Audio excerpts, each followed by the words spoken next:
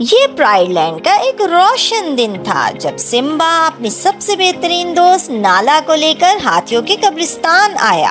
ये एक बहुत ही पुरस्कार जगह थी जहां हर तरफ हाथियों की हड्डियां बिखरी हुई थीं। जाजू जो कि बादशाह का वफादार मुशीर था, वो इनकी निगरानी पर मामूर था।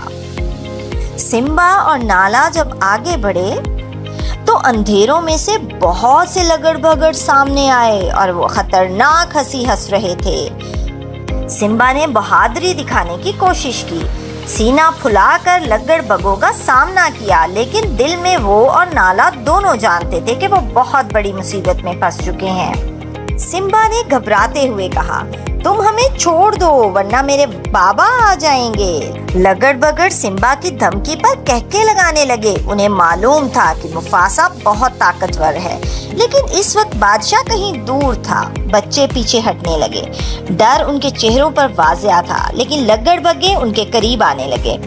उसी वक्त एक जोरदार धार ने जमीन को हिला कर रख दिया और लगड़ बगे खौफ से भाग गए। मुफासा आ गया था, गुस्से में अपने बेटे और नाला की हिफाजत के लिए तैयार। मुफासा सख्ती से बोला, सिम्बा, नाला, तुमने मेरी हुक्म अदूली की है और खुद को बड़े खतरे में डाल दिया। सिम्बा शर्मिंदगी से सर झुकाकर खड़ा रहा, ये समझते हुए कि उसकी ये हरकत कितनी खतरनाक थी और ये कि उसने अपने बाबा की बात ना मानकर बहुत बड़ी गलती की।